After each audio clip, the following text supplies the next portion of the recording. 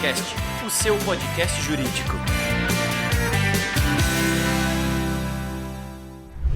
Olá, meus amigos advogados, minhas amigas advogadas, sejam todos bem-vindos a mais um episódio do Juriscast, o seu podcast jurídico. Como de costume, eu sou o Thiago Facchini, estou aqui com vocês e o tema de hoje é testamento no Brasil. Vamos utilizar aqui o caso do Cid Moreira, que estava considerando a exclusão de um herdeiro lá no seu processo aí, no seu testamento, e é sobre isso que a gente vai falar hoje, então fica até o final que você vai aprender com a gente se é possível excluir um herdeiro no Brasil do testamento, tá? Não sai daí que o papo de hoje vai ser super legal. Lembrando que estamos em vídeo no YouTube e no Spotify, então nos assista em vídeo, mas se você prefere ouvir este podcast em áudio, ele está disponível em todas as plataformas de consumo de podcast. Não esqueça, claro, de encaminhar esse episódio para seus colegas e deixar aí sua avaliação com estrelinhas, com likes, com corações, da forma que essa plataforma onde você está consumindo permitir, tá bom? Feito aqui o nosso bloco de apresentação e agradecimentos, vamos ao que interessa, que é a nossa convidada de hoje, nossa especialista que vai falar com a gente sobre testamento, sobre exclusão de herdeiros, se pode, não pode, deve, não deve, como que faz? E para isso, vamos lhe apresentar, conto aí com o seu carinho da audiência. Quem está aqui com a gente hoje é a Fernanda Haddad, ela é sócia do escritório Trench Rossi e Watanabe Advogados, é especialista em resolução de disputas e gestão patrimonial, com formação em Direito pela USP, INSPER e Northwestern University, atuando em questões cíveis, contratuais e sucessórias e familiares. Fernanda, seja muito bem-vinda ao Juriscast. Olá, Thiago, muito obrigada, é um prazer estar aqui. Agradeço a equipe do Juriscast pelo espaço.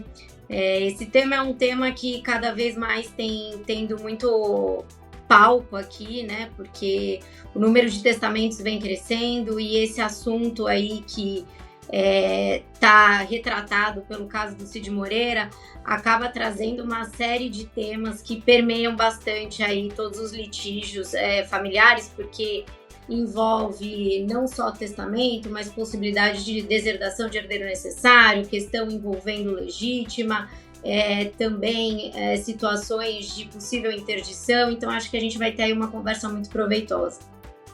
Que legal. Para a audiência que eventualmente não está a par deste caso aí do Cid Moreira, que aconteceu já faz um tempinho, mas que a temática tem total relação com o nosso tema, você pode resumir para a gente esse caso aí do Cid, o que aconteceu, quais eram aí as dúvidas que estavam relacionadas com este processo dele, e em seguida a gente aprofunda o tema aqui na nossa pauta. Maravilha. Bom, vamos lá. Obviamente que o que a gente sabe é muito midiático e muito reportado por notícias, né, que a gente acaba vendo. Esses processos, normalmente, que tratam de inventário, partilha de bens, interdição, ações de abertura e cumprimento de testamento, elas costumam tramitar em segredo de justiça. Então, para a gente ficar muito complicado analisar a cópia de processo, até pesquisando um pouco mais sobre o caso, eu vi que teve aí um veículo de comunicação que chegou a mostrar que teria tido acesso ao testamento, mas vamos aí do ponto de vista conceitual e do que foi noticiado, né, na mídia. Pois bem, o Cid Moreira faleceu agora em outubro de 24, com 97 anos, deixando sua esposa, cônjuge com quem era casado há aproximadamente 20, 25 anos, e 2 filhos, sendo um adotivo e um filho biológico, tá? Normalmente, quem atua, né, nessa seara e nesse ramo, né, de direito de família e sucessões, já está um pouco mais acostumado que famílias que em vida já apresentam um perfil um pouco mais litigioso não costumam mudar na situação pós-mortem de um dos seus membros. Então, aqui no caso, a temática principal hoje é a validação de uma disposição contida no testamento do Cid Moreira, que supostamente teria tido por objetivo deserdar os 2 filhos e deixar a herança dele 100% com a então esposa com quem ele foi casado por 20, 25 anos. Acontece que antes mesmo, né, de ser aberta a sucessão, a gente fala que a sucessão é aberta a partir do momento em que há o falecimento.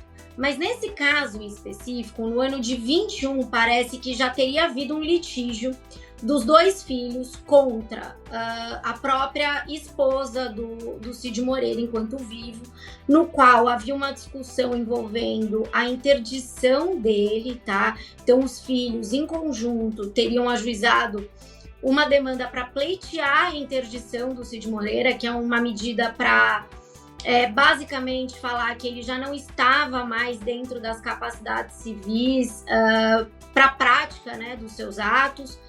E paralelamente a isso, pelo que a mídia, né, noticiou, teria também dentro dessa alegação de interdição um fato envolvendo a gestão do patrimônio dele pela então esposa. Os filhos estavam alegando que essa esposa estaria supostamente fazendo a gestão indevida do patrimônio com o objetivo de prejudicar esses 2 filhos na herança do Cid Moreira. Ah, Fernanda, mas como que eles estavam fazendo isso? Eles alegam, né, que tanto a esposa quanto familiares dela passaram a adotar medidas para pegar o patrimônio que estaria registrado no nome do Cid Moreira e passar esse patrimônio para o nome dela ou para nome de terceiros com quem ela teria relacionamento. E também teria uma outra alegação de dilapidação do patrimônio do Cid Moreira. Então, lá em 2021, já tinha, né, uma certa litigiosidade aí nesse núcleo familiar e claramente todo mundo aí com viés, né, um interesse patrimonial, porque pelo que vimos, o Cid Moreira deixou uma herança de aproximadamente 60 milhões. Então, o que aconteceu? Né? Logo depois que houve esse processo, depois até posso contar o desfecho que foi noticiado desse processo, mas parece que os filhos não tiveram sucesso e o Cid Moreira, à época, conseguiu comprovar que ele estava em condições mentais totalmente aptas e conseguindo praticar os atos da vida civil. Então não teria havido a interdição dele naquele momento, também não teria havido nenhuma comprovação de maus tratos.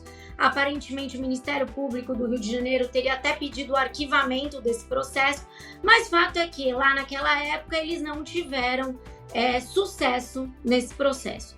Passado o tempo, Cid Moreira vem a falecer. E aí, iniciada a abertura da sucessão, vem o fato de que teria esse testamento deserdando os 2 herdeiros. E aí que começa, né, Tiago, o cerne aqui da nossa discussão, que é a possibilidade de você excluir um filho da sua herança. Pois é, acho que a nossa audiência que nos acompanha aqui, ela tem formação jurídica, então todos nós já estudamos em algum nível o que o Código Civil fala sobre herança, sobre testamento, né? O papel ali da esposa como meeira, os filhos como herdeiros. Tem uma legislação robusta sobre o tema. Acho que aqui a análise com uma profissional da área vai nessa linha de, poxa, considerando o que existe hoje, né, no Código Civil, existiria essa possibilidade ou o herdeiro legítimo vai ser sempre considerado herdeiro legítimo, se sim ou se não, e em quais condições que não, né? Pra gente começar a elucidar aqui, poxa, o que poderia ter feito, não ter feito, que poderia ter acontecido ou deveria ter acontecido, porque no caso anterior que você falou da judicialização ali, a gente sabe que essa interdição é sempre um último caso, né? E precisa de comprovação, de perícia para comprovar se, né, a pessoa tem ou não tem, ou perdeu ali a sua capacidade. Então, assim, vai ser o último caso mesmo. Então, normalmente, né, considerando as decisões sobre o tema recentes e tal, mas existe a possibilidade de uma exclusão, seja antes do testamento, seja no testamento. O que você entende sobre? Então, vamos lá. Aqui a gente está tratando de exclusão de herdeiro da sucessão. Antes de tudo, e até, Tiago, como você bem colocou, considerando o público-alvo aqui desse podcast, vamos só relembrar um ponto importante, que a gente está falando de herdeiros necessários. Quem são esses herdeiros necessários? Os herdeiros necessários por dispositivo de lei são ascendentes, descendentes e cônjuge. É óbvio que vai depender do caso a caso.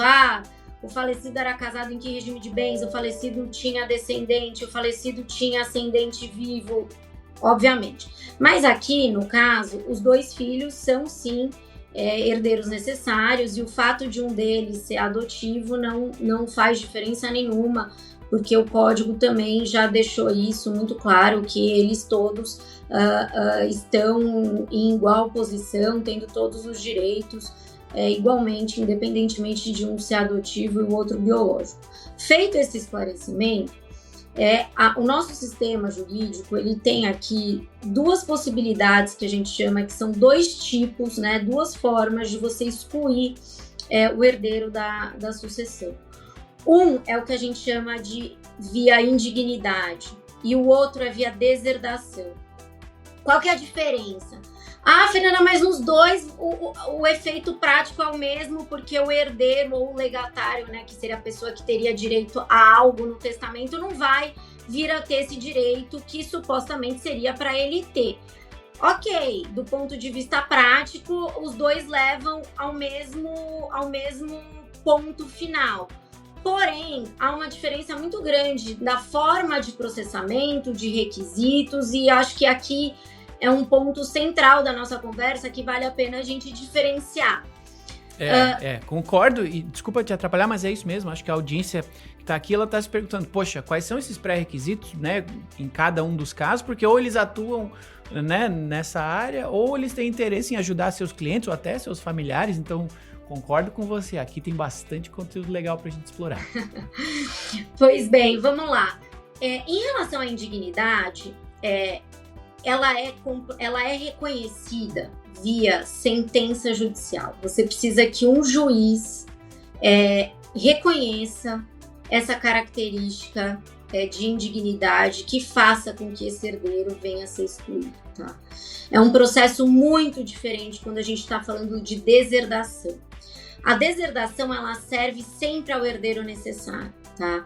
E a deserdação, ela é feita normalmente, por requisito, pelo que está no próprio artigo 1962 do Código Civil, ela é feita pelo próprio autor da herança, mediante um reconhecimento formal, que é o próprio testamento. Então, no testamento, o autor da herança precisa falar os motivos e as razões pelos quais esse herdeiro legítimo, necessário, não vai ter direito à herança.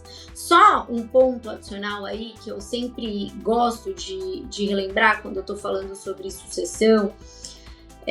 Por que a gente chama do herdeiro necessário ou herdeiro legítimo? Porque é aquele herdeiro que tem direito a legítimo. O que é a legítimo? A legítima é aquela parcela, aquele quinhão do autor da herança, que é 50%, que é destinado aos herdeiros necessários. Com relação a esses 50%, não há a possibilidade, de forma alguma, de você alterar. Esta é a regra. Tá? Então, em relação aos 50%, vai para os herdeiros necessários. A deserdação é uma excludente da regra desta legítima. E no testamento, por sua vez, o testamento é um mecanismo de você planejar sua parcela disponível, que é em relação ao quê? Aos outros 50% remanescentes. Porém, ele também é um instrumento no qual a pessoa que está escrevendo, que está elaborando esse testamento, ele pode utilizá-lo como método de colocar lá vontades dele, últimas vontades. Então, ele serve às vezes para você reconhecer a paternidade de um filho, reconhecer uma união estável, falar da parte disponível e também para você deserdar algum herdeiro necessário. Aqui, no caso do Cid Moreira, ele usou o testamento como um ato, né, um ato de disposição de última vontade para deserdar os dois filhos herdeiros necessários. E aí, qual que é o ponto aqui? Temos, né, a deserdação como um ato praticado e solicitado pelo próprio autor da herança para excluir o herdeiro necessário da herança indicado no testamento. E a parte de indignidade, um pedido que pode ser feito por qualquer interessado, um terceiro e até o próprio Ministério Público, que demanda a exclusão desse herdeiro, que pede a exclusão desse herdeiro, mas que tem um requisito específico, que é o reconhecimento da sentença, né, via sentença judicial, de que um dos requisitos de indignidade estão lá preenchidos, fazendo com que aquele herdeiro não venha ter acesso à herança. Qual que é o caso assim mais emblemático que nós temos hoje de indignidade, mais recente aqui no Brasil? É o caso da Suzane Richthofen, que praticou, né, atos contra a vida, né, dos pais, e aquele pai, ele não teria, né, depois de morto, como colocar num testamento para retirá-la da qualidade de herdeira necessária, excluindo ela da sucessão. Esse ato praticado, por exemplo, é indigno. Então, ela poderia, via indignidade, ser excluída da sucessão, tá? Como? A sentença que a condena pela prática desse ato seria já suficiente para excluí-la, né, da herança. Mas, pois bem, se a gente parar para pensar aqui, quais as diferenças, então, que nós temos entre os dois requisitos, né, de indignidade e de deserdação? Grosso modo, né, os requisitos eles estão todos no 1814 do Código Civil, da indignidade e da deserdação do 1962. Porém, vamos lá, porque eles até se assemelham e até são um pouco parecidos. Mas, sempre que tiver alguma causa, né, algum ato que indique uma violação contra a vida, né, do autor da herança, contra a honra do autor da herança e contra a própria liberdade desse autor da herança, de ele testar, de ele adotar qualquer medida por ato de mera liberalidade para dispor do patrimônio dele, isso pode ser considerado como requisito preenchido de indignidade. Então, por exemplo, uma acusação caluniosa, um homicídio doloso, algum ato fraudulento que tenha sido praticado com o objetivo de que aquele autor da herança não testasse, por exemplo, a parte disponível para um terceiro. Isso tudo, se provado, é requisito de indignidade. A gente tem que relembrar aqui uma questão muito importante, que essa norma é uma norma que é sancionatória, ela tem um caráter punitivo. E pelo fato de ela ter um caráter punitivo, ela não autoriza uma interpretação extensiva. O que isso significa? Que você precisa efetivamente comprovar que aquele herdeiro se encaixa naquele requisito. Não pode ser uma mera alegação, uma mera especulação, você demanda prova, tá? E aí, no caso da deserdação, além dos próprios requisitos da indignidade, que também são aplicáveis à deserdação, nós temos aí requisitos adicionais, que é a ofensa física, tá? Injúria contra o autor da herança considerada grave e o próprio desamparo afetivo, né, e de cuidado. Então, por exemplo, aquele autor da herança que já está numa situação de doença, de enfermidade, ou que tem alguma deficiência que demande cuidado, e aquele filho que deveria ter participado desse cuidado e deveria ativamente ter adotado as medidas para não abandonar afetivamente, né, esse genitor, isso pode vir a ser considerado uma hipótese de deserdação. Mas você precisa novamente comprovar. É necessário ter prova robusta disso. No caso aqui, Thiago, do Cid Moreira, pelo que a gente percebe, né, de potenciais alegações que as partes venham a ter, essa ação de 2021, ela pode ser um lastro probatório ruim para os filhos dele. Por quê? Porque no âmbito dessa ação, teve aí uma certa imputação de fatos e condutas contra o cônjuge do falecido. E o cônjuge do falecido sendo também vítima, né, destinatário dessas ofensas, dessas calúnias, isso pode ser enquadrado dentro de algumas das hipóteses do 1814 do Código Civil, da parte de indignidade. Então, por exemplo, assumindo que a ação não tenha sido favorável para eles, assumindo que dentro daquela ação tenha tido imputação de crime ou de violação à própria honra da esposa do Cid Moreira, isso vendo a ser comprovado que não aconteceu e que vem, né, a caracterização, a configuração de injúria, existe sim a possibilidade de repente, essa cláusula, essa disposição testamentária vir a ser validada no âmbito, né, do judiciário, dentro dessa discussão, dessa ação de cumprimento e validação de testamento. De outro lado, né, fazendo aqui o advogado do diabo, se a gente pega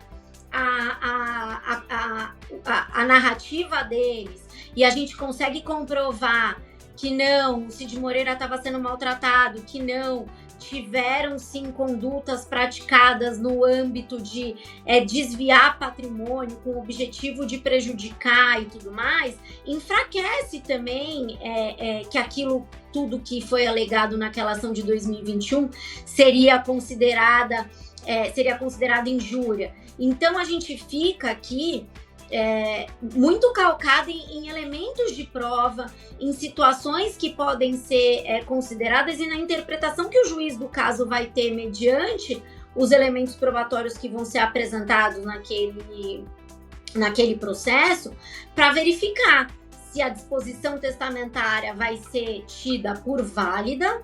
E aí, se tida por válida, eles não vão receber nada, quem vai ficar com 100% dos valores vai ser a viúva, ou se de repente vão entender que até mesmo aquele testamento que foi feito, ele teria vícios, como por exemplo o próprio vício de capacidade do Cid Moreira de testar aquilo naquele momento.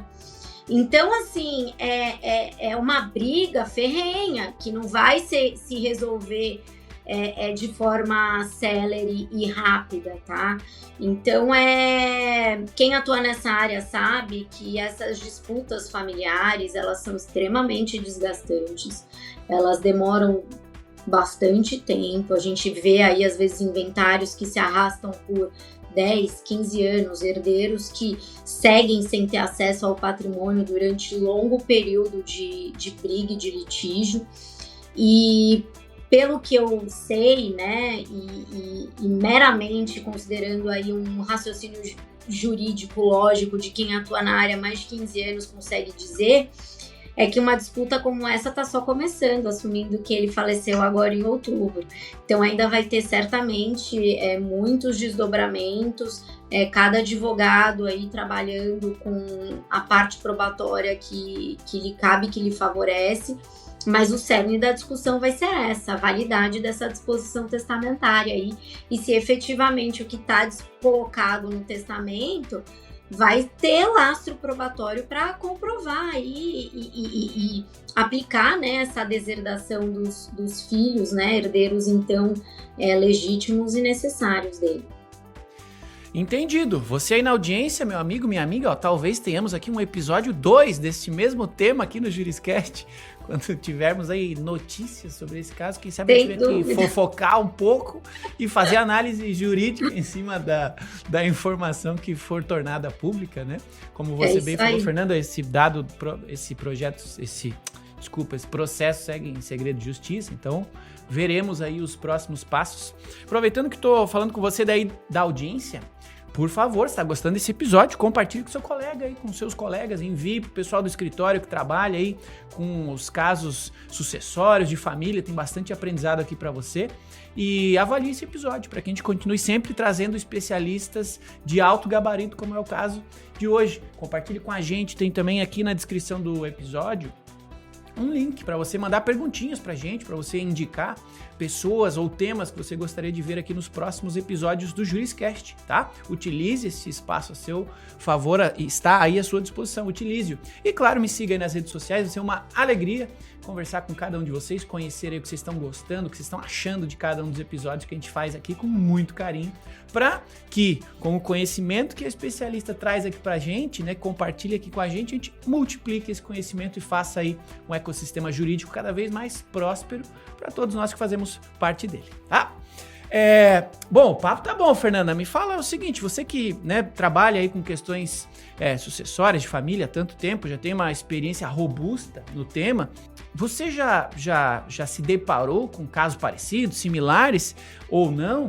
E como é que você vê que tá a questão da jurisprudência nessa temática? Já está bem estabelecida ou não? Tem algum tipo de possibilidade de entendimento diverso sobre esse tema? Como é que está esse cenário atual na sua visão? Olha, vamos lá. Tem crescido muito o número de testamentos feitos no Brasil. O CNB, né, o Colégio Notarial Brasileiro, divulgou recentemente um dado que só em São Paulo, desde a pandemia, se a gente comparar, né, 10 anos para trás com hoje, houve um crescimento de quase 34% do número de testamentos registrados no Brasil. O testamento hoje vem sendo uma das formas mais eficientes, até do ponto de vista financeiro, de planejamento sucessório, porque ele implica muito mais uma vontade já e um planejamento do próprio testador, porque a execução dele, se você tem um bom profissional do lado, um bom advogado, que vai ter a certeza de que as cláusulas lá colocadas estão dentro, né, do conceito de validade e tudo mais, ele é um instrumento excelente de ser utilizado como forma de organizar o patrimônio, né, para a próxima sucessão ou para terceiros e tal.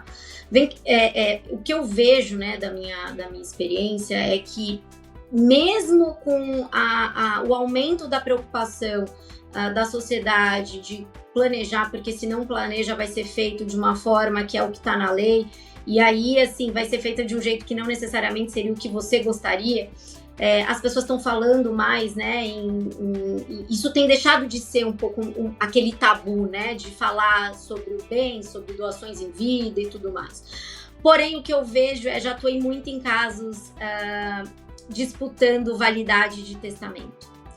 E na maioria deles, são casos em que são colocados à prova, em questionamento, a própria capacidade do testador no momento da elaboração desse testamento. Então, eu vejo, né, se você trabalha num escritório sério, com pessoas competentes, o advogado profissional vai ter esse cuidado de, a pessoa que está fazendo aqui esse testamento, que é um pouco mais velha, está em estágio mais avançado de vida, vamos aumentar aqui, já sabe que tem uma família com perfil litigioso, já sabe que a disposição testamentária vai deixar um dos herdeiros prejudicado, que você já sabe que vai ter aquele perfil de briga, né, da pessoa prejudicada. O que o profissional do direito pode fazer em situações como essa para evitar um conflito futuro, para evitar que esse documento que está sendo feito tenha menos risco de ser invalidado no futuro? Então, coisas assim, né, estratégias que nós fazemos muito no escritório. A gente sempre coloca laudo psiquiátrico, laudo médico, mais de um, por pessoas renomadas, por médicos que já estivessem, né, no acompanhamento daquele paciente que vem a ser o cliente do advogado que está fazendo o planejamento sucessório, demonstrando que esse testamento, no momento do testamento, ele estava dentro das faculdades mentais. Isso dá muito conforto para o juiz depois, num caso como esse, demonstrar que não, que essa alegação de que a pessoa não estava bem naquele momento tá fora, porque tem uma comprovação de que naquela época havia um laudo médico de uma pessoa respeitada que pode de repente vir a ser testemunha até no futuro, demonstrando a capacidade mental do testador. Outro ponto, provas de indignidade, de deserção, elas têm que ser acostadas a esse instrumento de testamento, para que isso não se perca ao longo do tempo. Então, a gente sempre, como profissional e zeloso, no momento de sugerir uma ferramenta como essa, um planejamento como esse, a gente tem que sempre fazer pensando na pior situação, assumindo que todo mundo vai brigar, assumindo que isso vai virar uma disputa, assumindo que a jurisprudência que temos hoje, no momento da abertura do testamento, será prejudicial até e mais desfavorável do que a jurisprudência atual, e tem que aparar as arestas. Então, por exemplo, o laudo, as provas, isso tudo tem que tomar cuidado, porque no momento da abertura, no momento daquele documento vir a ser questionado, você já está com o arsenal probatório inteiro pronto. Então, isso reduz muito. Os casos, né, de deserdação, eles ainda são um pouco mais difíceis de pesquisar, tá? Porque normalmente esses casos, se eles não são colocados em inventário e publicação de jurisprudência, você não vai conseguir simplesmente achá-lo por conta do segredo de justiça, né, e da privacidade que esses casos têm. Mas casos envolvendo validade de testamento é um negócio absurdo, tem muito, vem crescendo, e a gente tem que sempre lembrar de um princípio básico, né, que a gente aprende na faculdade, que é sobre o princípio da prevalência da vontade do testador. Que o Poder Judiciário hoje, nesse momento, ele sempre vai fazer de tudo para preservar, tentar entender qual que era a finalidade do testador para que aquela última vontade prevaleça. E aí, outro ponto também, eu sou fanzaça aqui de testamento, eu adoro, é uma temática que eu trabalho bastante. E às vezes, né, a gente vê alguns clientes querendo inovar muito, né, no testamento. Mas será que eu posso fazer isso? Sei o quê? Eu sempre brinco que o simples, muito bem feito, é sempre a melhor opção. Mas muitas vezes as situações são muito complexas e a gente demanda aí criatividade, né, das pessoas que trabalham conosco, que atuam na área, para a gente atender todos os lados. E aí, para dar um pouco de conforto para os operadores do direito, é que justamente por conta desse princípio, ainda que você precise inovar, colocar uma cláusula um pouco diferente, que não é muito usual num instrumento como esse, seja uma cláusula, por exemplo, de deserdação, que é esse caso que a gente está analisando, ainda que essa cláusula seja considerada não válida e seja não aplicável no caso concreto, por exemplo, no caso do Cid Moreira, o juiz vem a falar, olha, essa cláusula não é válida porque não ficou comprovado os requisitos para a deserdação dos filhos, todas as demais disposições testamentárias, elas vão prevalecer.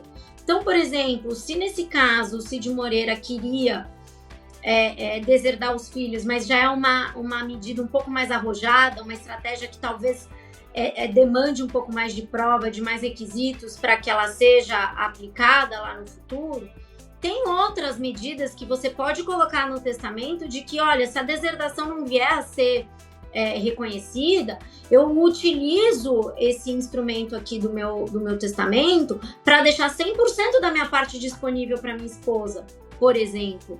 Aí você já limita a disputa da necessária como sendo só os 50%, porque a outra metade ele já testou em favor de um terceiro. Então, aí que tá a magia e a necessidade de estar bem assessorado no momento, num momento como esse, né, de planejamento sucessório. As pessoas têm a tendência, às vezes, a achar que advogado é custo, advogado é despesa, mas eu brinco que não, é investimento. Você está mal assessorado depois, certamente trará uma despesa muito maior. Então é excelente os profissionais investirem, né, nessas alternativas, né, para propor isso para os clientes, e também os clientes buscarem esses profissionais no mercado para estarem bem assistidos num momento como esse. Legal, eu ia ali fazer uma pergunta em seguida com exatamente esse tema que você colocou de, poxa, aqui é Brasil, né? A gente assiste nos filmes aquele ritual, você que estudou nos Estados Unidos ali, já deve ter tido a oportunidade de comparar essas realidades tão diferentes, né? Lá aparece um advogado com o testamento, lê o testamento, tá resolvido, tá definido. Aqui é diferente, né? Então, o apoio de um profissional da área jurídica qualificado para tal é imprescindível, né? Para garantir os direitos e, acima de tudo, o desejo, né, desse testador. E eu ia lhe pedir, poxa, você já deu algumas dicas aqui, se eu estivesse sendo repetitivo, a gente pula esse bloco aqui. Mas, pô, para quem está nos ouvindo, que está estudando direito, ou que já se formou, está trabalhando já na área de sucessórios, familiares, ou quer se aprofundar no tema, eu lhe pedi uma dica assim para essa pessoa, cara, foca nisso, presta atenção nisso aqui. E da mesma forma, para quem está nos ouvindo, que eventualmente não trabalha na área, não deseja trabalhar na área, mas tem patrimônio, né? Tá preocupado aí com a sucessão da sua família, ou ainda não se preocupou e passou a partir desse momento a se preocupar, dá uma dica de ouro para essas pessoas também que, poxa, aonde ou para onde olhar neste momento para poupar e trabalho no futuro, né? Vamos lá. Para os estudantes de direito e pessoas que querem atuar na área, já atuam e querem seguir aí, né, nesse ramo, né? Eu acho que um ponto aí que eu vejo que é uma diretriz que vai ditar para onde que essas leis estão indo é o anteprojeto do Código Civil, que foi apresentado em abril desse ano por uma comissão de juristas muito respeitada, que traz mudanças muito importantes na questão da sucessão e da parte, né, do livro lá do Código Civil que trata aí dessa temática que a gente está discutindo hoje. Sem dúvida nenhuma, essa comissão fez um trabalho já vendo decisões judiciais que já estavam tendo uma interpretação um pouco mais moderna de como a sociedade vem se comportando, e eles positivaram muito do que já vinha sendo apresentado nas decisões judiciais e na jurisprudência. Então, acho que assim, esse estudo é fundamental para quem quer atuar na área, porque sem dúvida aquilo lá é uma bússola do que está por vir. Então, quanto antes nós nos anteciparmos, melhor nós conseguiremos trabalhar em prol dos nossos clientes. Agora, para esses clientes, né, essas pessoas que estão aí pensando no planejamento sucessório, a gente tem uma janela de oportunidade excelente agora, que até envolve uma questão tributária, mas a possibilidade do aumento da alíquota do ITCMD. Com o aumento da alíquota do ITCMD, que é aquele imposto que você sabe que você vai pagar, você pode pagar antes ou depois. A única certeza que nós temos é que nós morreremos e pagaremos os impostos. Né? Então, o que eu brinco é que essa janela de oportunidade agora é muito boa, porque pessoas, famílias que já estão mais estruturadas, que têm às vezes o interesse de basicamente passar o patrimônio para a próxima geração, para a geração seguinte, fazer de repente doações com algumas cláusulas restritivas de direito, empenhorabilidade, incomunicabilidade, trazer o usufruto, já antecipa aí uma parte desse planejamento sucessório, facilitando a sucessão posteriormente, o inventário, e já antecipando o imposto que a gente já sabe que vai subir. Então, eu encerro aqui essa parte com essa dica aí de ouro para quem está pensando em planejar aí o patrimônio para a próxima geração. Legal, Fernanda. Obrigado por compartilhar. Pessoal que está nos ouvindo, já teve uma consulta aqui. Não pode dar consulta de graça, mas aqui no Juriscast a gente compartilha conhecimento. Mas aproveitando o tema, muita gente aqui que nos ouve, nos assiste, gosta de conversar com a pessoa que está aqui com a gente depois que esse episódio termina, né? As conversas começam aqui, mas não terminam por aqui. Então, Fernanda, para que a nossa audiência, caso assim o deseje, queira entrar em contato com você, com o seu escritório, buscar mais informações sobre o tema, discutir determinado item com você, qual é o melhor canal de contato para encontrar você, o seu escritório, como você assim preferir? Vamos lá, o escritório é o Trent Ross Watanabe, é um dos escritórios mais reconhecidos e renomados aqui. Eu estou lá já há quase 16 anos. Nós temos uma área de gestão patrimonial, família e sucessões, que é uma área já robusta e que a gente tem uma interface com equipes de societário, tributário, para a gente conseguir dar um apoio integral e holístico, né, que a gente brinca para os nossos clientes, para que ele não precise consultar o de família, depois confirmar com o tributarista se aquilo está certo. Então, nas redes sociais chama Trent Ross. É fácil de achar. O meu nome é Fernanda Haddad, no site do escritório também tem, mas se precisar o e-mail é fernanda.haddad@trentross.com. E eu aproveito aí para agradecer todo o meu time e a equipe de gestão patrimonial, família e sucessões do Trent, que são excelentes e certamente ficaram muito contentes aí de receber dúvidas e novos clientes decorrentes aí dessa questão de planejamento sucessório e familiar. Obrigada, viu, Thiago, pela oportunidade e pela abertura aí da gente também expor um pouco aí do nosso trabalho. Legal, o futuro já é parte do presente, a gente tem que pensar no futuro e é sempre legal ter profissionais de alto calibre como você, estando aqui conosco, compartilhando conhecimento. Muito obrigado, Fernanda. E muito obrigado a você que acompanha aí os episódios do Juriscast. Toda quinta tem um novo episódio, então siga acompanhando, siga ouvindo, siga comentando e compartilhando. Agradeço muito a cada um de vocês e agradeço especialmente a você que nos acompanhou até o final deste episódio aqui do Juriscast, o seu podcast jurídico. Até quinta-feira que vem, um abraço e tchau! Você ouviu o Juriscast, produção e oferecimento ProJuris, plataforma de inteligência legal, líder no desenvolvimento de software para departamentos jurídicos e escritórios de advocacia, powered by Softplan. Conheça mais em projuris.com.br.